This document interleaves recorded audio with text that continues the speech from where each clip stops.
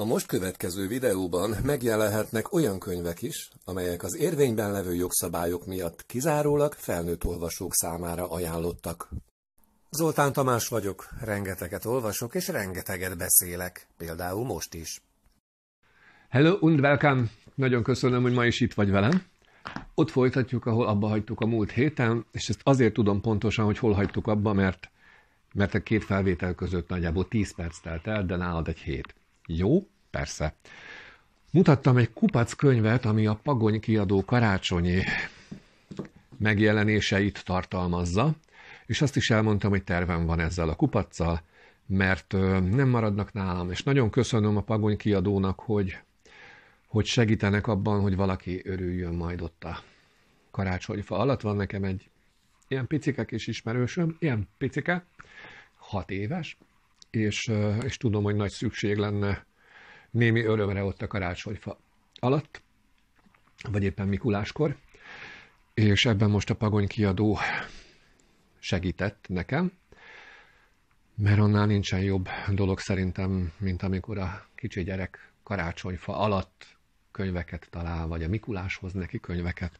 Na, még mielőtt meghatódom és rám nyomod itt a YouTube-ot, mutatom ezt a kupac könyvet. Tehát mind Pagony, és még van idő arra. Tudom, hogy vannak köztetek sokan szülők, meg nagyszülők is, és még van idő arra, hogy beszélgessetek a Mikulással, például ezekről a könyvekről. Vannak benne egészen kicsiknek, meg kicsit nagyobbaknak valók is. Pásztohi Panka, Pitypang és Lili sorozatából a Pitypang és a Diótörő című kötet az első, ami itt van a kezemben, és Pásztohi Panka írta és rajzolta is ezt a kötetet. Végre itt a karácsony, Lili és Lotti nagyon várják az estét, de az idő most sokkal lassabban telik, mint máskor. Szerencsére anya tud egy jó mesét, miközben készül a diós beigli, megelevenedik Diótörő herceg története is. Lehet, hogy a karácsonyfa alatt is viszont láthatjuk a kis fabábút. Kiderül ám ebből a kis mesekönyvből. Mutatok. Ó, itt látszik, ahogy anya éppen a kis pulyákkal főzi a karácsonyi vacsorát. Tehát Pitypang és Lili sorozatból a Pitypang és a Diótörő Pásztohi Pankától. A következő is egy kislányról szól, Széna Bogi. Ezúttal Széna Bogi és a Kócos szombat. Fodor Anikó rajzolta, Bodor Panna írta, így néz ki aranyosan. Széna Boginak rengeteg terve van a hétvégére, szeretne gyurmázni, palacsintát sütni, kuckót építeni, fodrászosat és postásat játszani, és még a nagyit is meglátogatná. Mert anya meg apa hétközben mindig azt mondja, hogy majd hétvégén ráérnek. De hogy fog ennyi minden beleférni egy napba? Tölts Széna Bogival egy felejthetetlen szombatot, és meglátod. Például itt látod, ahogy Bogi húzza az ő kis cipellőjét fölfele, a Macia pedig azt mondja, hogy jaj, de álmos vagyok. Széna Bogi és a Kócos szombat Bodor Pannától. Jaj, de helyes ez. Kicsi Mackó karácsonya, Vadadi Adrián írta, Egri Mónika rajzolta. Tényleg helyes, igazi karácsonyi színek. Miről szól? Közeledik a tél, a mackók készülődnek a karácsonyra. Mackó mama és Mackó papa adventi naptárat készít kicsinyeiknek, a mackó csizmákba ajándékot rejt a Mikulás. Málna Maci és kicsi Mackó mézes kalácsot sütnek, és a nagymama is átjön, hogy a kincseiből ajándékokat fabrikáljanak kicsi Mackóval. Végül a kis harang felkelti téli álomból a mackókat, hogy álmosan és boldogan megünnepeljék a karácsonyt, Vadadi Adrián szeretettel teli meséi Egri Mónika szívmelengető rajzaival. Tényleg nagyon szép ez a kötet, belenézünk. Ó, mutassam neked is, hogy te is hümmöghess, persze.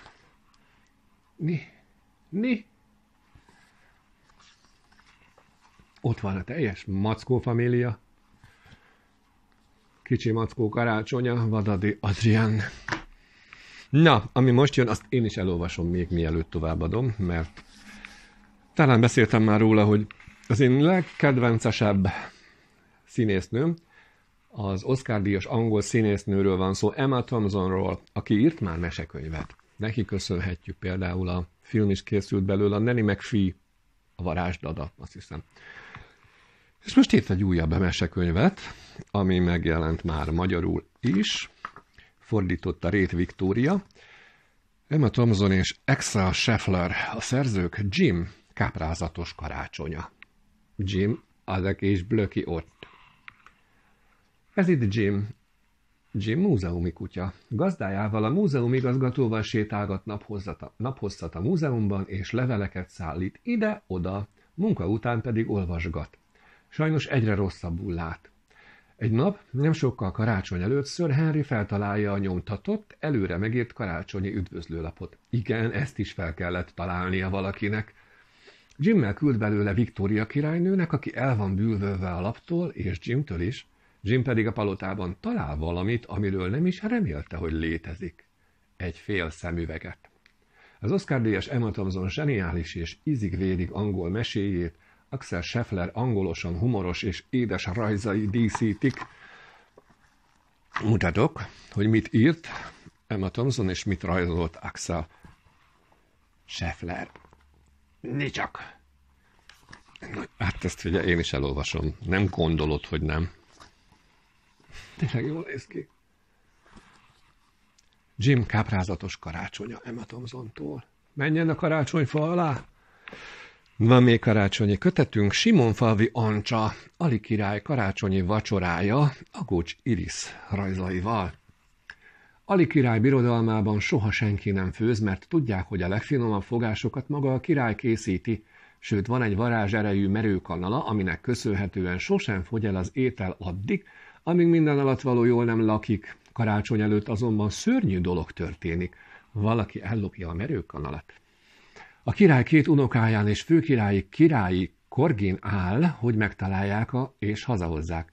Tarts velük hegyen-völgyön át ebben az izgalmas és varázslatos mesében, hogy megtudd, remete, a yeti, a sárkány vagy esetleg a lápirittyó vitte el ezt a bizonyos fakanalat.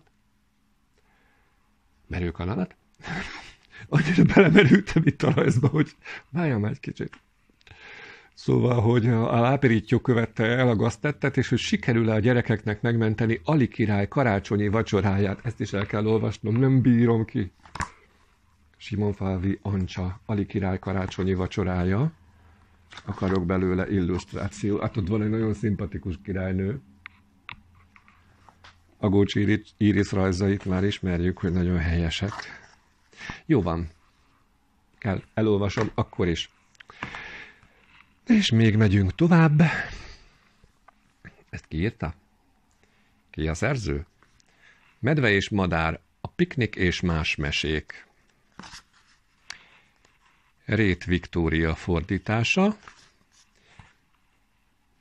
Ki írta? Jarvis. Ő a szerző, hogy Jarvis? Na most jól összezavarodtam ám. Jarvis, ő írta. Jó van. Így néz ki. Megmutatom. Medve és madár sorozat, a piknik és más mesék. Medve és madár a legjobb barátok, és ebben a képeskönyvben elmesélnek mindent, amit a barátságról tudni érdemes. Kedves rajzok, finom humor és izgalmas történetek várnak benneteket. Kúcorodj be te is medvével és madárral egy pihe-puha takaró alá, és neves velük a beszélő virágon, az elmaradt pikniken, és madár gyönyörű festményén. Ő kell, hogy mutassak belőle. Ő itt maga medve. Lömedve. És huna madár. Ott a madár. Itt vannak ők ketten együtt. Medve és madár. Jarvis. Jó van. Szép. Nem tudom, hol állt meg a felvétel, belemerültünk a mesébe, szóval az utolsó kötet Szabó Boglárka írta, Baranyai B. András rajzolta, Kalandok a lócsoportban. Micsoda lócsoport? Te hallottál már ilyen furcsa nevű ovis csoportról? Képzeld el, ezt a gyerekek találták ki, sőt, ők mentek el a hivatalba felnőtt nélkül, hogy megváltoztassák a nevüket. Egyöntetűen utált délutáni alvás ügyében is intézkedtek, és az óvónéninek is szereztek lovagot. Bizony ez egy ilyen vicces ovi, és ezek nagyon vicces mesék. Baranyai B. András is sokat nevetett, miközben a képeket rajzolta. Ha elolvastad ezt a könyvet, te is a lócsoportba akarsz majd járni. Belenézünk, hogy akarok-e a lócsoportba járni. Kitelik tőlem. Simán képes vagyok rá. Még egyet. Még egyet. Például így néznek ki a lócsoportos ovisok. Szabó Borbála, kalandok a lócsoportban. Néz ki. Ezek voltak tehát a Pagony kiadó karácsonyi újdonságai. Hát, ha sikerült fölkeltenem a szülők, nagyszülők, Mikulás és kis Jézuska figyelmét arra, hogy bezsákmányolják a pécsi kis gyerekecskéknek. Nagyon köszönöm a Pagony kiadónak, hogy hozzájárult egy bizonyos kisfiú karácsonyi öröméhez. Ez nekem nagyon fontos. Legyen nektek is nagyon fontos. Gondoskodjatok a kiskorúakról, akik ott vannak a környezetetekben, hogy karácsonykor is legyen mit olvasniuk, amíg ti sertepert éltek a beiglivel, meg az egyéb nagyon fontos dolgokkal.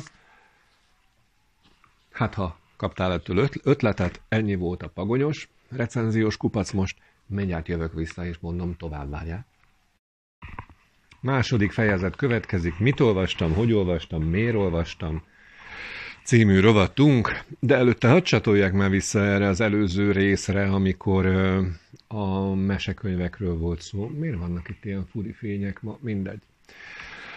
Hogy két könyvet ebből a pagonyos kupacból hadd emeljek ki. Az egyike volt az Emma Thompson könyv, itt ugye mindet elolvastam, de hogy kiderült számomra, hogy ez a bizonyos Jim, a múzeumi kutya egy valóságos történeten alapul. Tök jó, mert itt hátul van az Igazi Jim című fejezet, amiben leírja a szerző, hogy valóban volt egy ilyen bizonyos múzeum kutya, nagyon szép volt, nagyon szerethető volt, nagyon helyes volt. A másik, amit még külön kiemelnék, az Simon Faviancsa Ali király karácsonyi vacsorája című kötete. Tudod, ez volt az, amiben a merőkanalat keresik. Ez azért érdekes és izgalmas, ugyanis magyar Budapest környéki hegyeken keresik ezt a bizonyos kanalat. A Csúcshegy, a Remetehegy, a Kiscellidomb, az Ürömhegy, az Aranyhegy és a Csillaghegy is megjelenik benne. Tehát arra is jó, hogy most karácsonyra így elolvasod a gyereknek, aztán majd tavasszal végigjárjátok ezeket a bizonyos helyeket, vagy hát amíg ilyen laza idő van, addig akár télen is lehet ezt. Na, jöjjön 4 olyan könyv, amit most a héten tettem magamévá. Helyenként kifejezetten szigorú leszek ezúttal, mert csak. Az első, amit elolvastam, az sokat beszéltem már róla, a Hellinger Madonna Mörk Leonórától.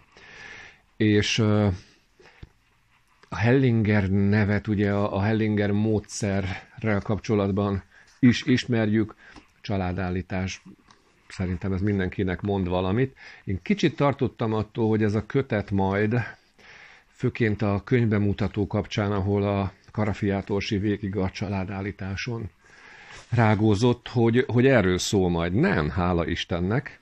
De azt is hozzá kell tennem, és itt vagyok, amikor azt mondom, hogy szigorú vagyok azokkal szemben is, akiket nagyon kedvelek, és akikkel szemben akár elfogultnak is tűnhetek, hogy Mörk Leonóra nagyon közel áll az én lelkemhez, meg ahogy ő ír. Áber. Ez egy 2014-es regénye, és azt kell mondanom, hogy gyönyörűen látszik az ő stílusának a fejlődése. Tehát mindig gyermekláncfűt akarok mondani, de nem gyermekláncfű. A Szent János fű, meg az Asszonyom, édes úrnőm, az sokkal kiforrottabb, sokkal komolyabb, sokkal szebben megírt. Ez is tök rendben van, nagyon korrektül megírt történet. Lehet, hogy ez nem nekem szól, ez valóban inkább egy csajos regény, és ahogy itt a fülszöveget már felolvastam, lehet, hogy a múlt héten már nem tudom, mert itt most egymás után veszem fel részekben ezeket a videókat. Ugye itt egy fiatal művészettörténész lányról van szó, Katáról, akinek hát befutcsol a párkapcsolata, keresi a válaszokat, a lehetőségeket, elmegy egy ilyen családállításra, ott megint kap válaszokat. Most nem szeretnék ebbe itt szakemberként belemenni, hogy a családállítás miért jó, és milyen esetben nem jó. De a családállítás működik, csak annak az a célja, hogy magát a probléma gyökerét, a blokk okát így szépen a felszínre tárja, de utána egy terapeutára van szükség. Tehát senki ne azt gondolja, hogy elmegy egy családállításra, ott eltölt egy napot, és akkor másnap mosolyogva, kiegyensúlyozottan, problémamentesen sétál majd az Andrássy úton. Nem. Ezzel Kata is szembesül. És akkor visszatérünk itt is a múltba. Goethe egy nagyon fontos karakter ebben a regényben, már hogy az ő szellemisége, és hát ezt a bizonyos festményt nekem meg kellett keresnem, hosszan kerestem, nem találtam, aztán a szerzőt megkérdeztem, hogy mutassa már meg, segített megtalálni. Akihez közel áll ez az 1500-as évek világa, és különösen Lukács Cranach életműve, az nagyon fogja szeretni. Én is szerettem, de tök őszinte vagyok, én a mostani Mörk Leonórákat sokkal jobban szeretem. Nagyon szép a könyvborító, ezt azért hozzá kell tennem, és még egyszer megdicsérem a borító tervezőjét, aki nem más, mint Somogyi Péter. Önkereső, meg válaszokat kereső, főként csajoknak hasznos a könyv, és egyébként maga a regény része is izgalmas, tök jó. Hajrá, hajrá! Hellinger Madonna és Mörk Leonóra. Nem volt csalódás. Viszont ami most jön, az... Na, és itt mondom, hogy most szigorú leszek. Én most már jó ideje látom, hogy nagyon sokan nyomják, ez a tipikus túlhájpolás esete volt. Kawaguchi Toshikatsu mielőtt a kávé kihűl című késregénye, és kíváncsi is voltam rá, valahogy tologattam, halogattam, aztán az történt, hogy a Moiser kiadótól megkaptam a hangos könyv verziót, amit az egyik nagy kedvencem, Ónodi Eszter olvas fel. Nagyon sokat dobott rajta Ónodi Eszter felolvasása, interpretálása és előadása. Ettől függetlenül ez így is számomra egy kalap kaksi volt. Tehát, hogy most merném föltenni ezt a kérdést, hogy de ezt miért hype-oltuk fel, és ebben mi volt jó? De tudom, hogy majd válaszolsz rá, és olyan válaszokat kapok, hogy de nem vagyunk egyformánk, és nem tetszett minden. Hát ez nem tetszett, figyelj, végtelenül közhelyes volt. Azt írtam az Instagramon, hogy unalmas, ilyen semmi kis történetek. És hát olyan párbeszédek vannak benne, hogy az agyam így dobta le nem tudom, mik vannak az én agyamon, de repültek le. És hogy Ónodi Eszter egy zseniális színésznő, és azt gondolom, hogy napjaink egyik legnagyobb élő színésznője. Ehhez képest többször hallottam az ő hangján is bizonyos részeknél, hogy hát ezt most ő baromira unja. És tök igaza van. Itt egy kávézóban vagyunk, úgy hívják, hogy Funiculi Funiculá. És ebben a kávézóban a legenda szerint, ha leülsz egy székre, és sok-sok-sok szabálynak eleget teszel, akkor visszamehetsz egy kicsit az időben, egy időutazás, egy ilyen fantasy lett volna. De hát az ötlet se volt eredeti, meg a karakterek zéró, nem fejlődnek a karakterek, de hát nincs is honnan fejlődniük, mert mindegyik zéró. Irgalmatlanul nyűszögő, vekengő szereplőkkel van tele, ebben 4 fejezet található, és a hangos könyvben ez 6 óra 54 perc, tehát 7 órányi anyag. Bevallom hősiesen, az utolsó fejezethez már, tehát ha ütöttek volna, se lettem volna képes végighallgatni. És tudom, ennek van már folytatása is. Hát, ha neked ez tetszett, akkor olvasd el, vagy majd hallgass meg, ha kijön belőle hangos könyv is. Számomra ez semmit nem adott. Szerintem, nekem az én véleményem szerint ez egy kifejezetten rosszul megírt mű volt. Örülök, hogy a könyv nem kerül a polcra, mert így kevesebb helyet foglal, de lehet, hogy majd így is elajándékozom valakinek.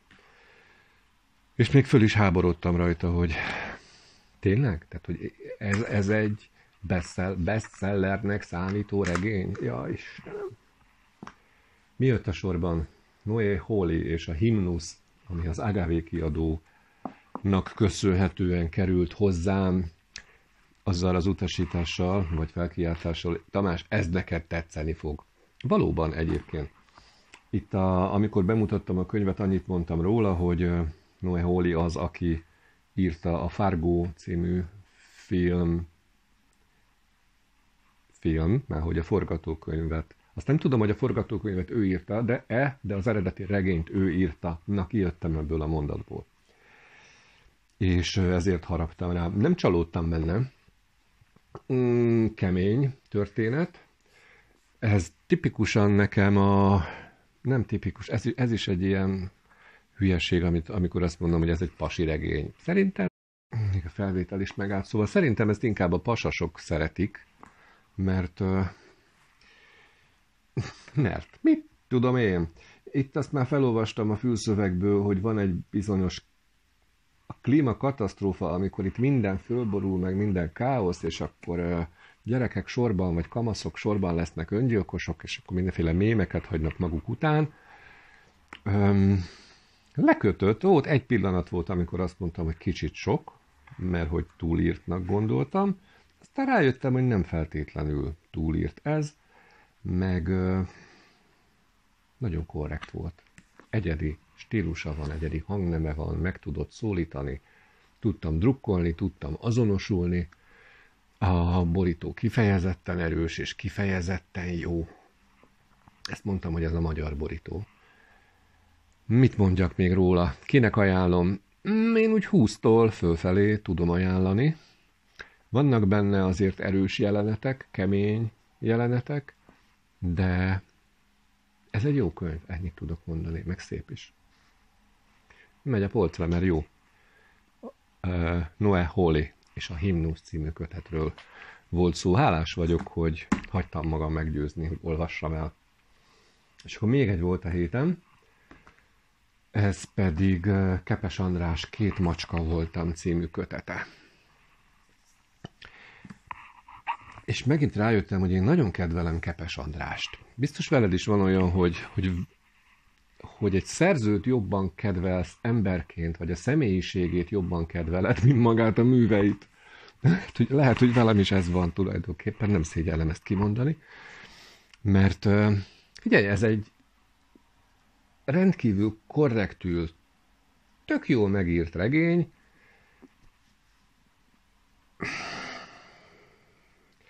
és akkor ilyen dolgok jutottak eszembe, annélkül, hogy bántanám a regényt, vagy lebeszélnélek róla, hogy old school, olyan nagyon biztosra ment, nagyon, lehet, hogy félreérted, vagy nem, kicsit modoros volt ez a regény nekem.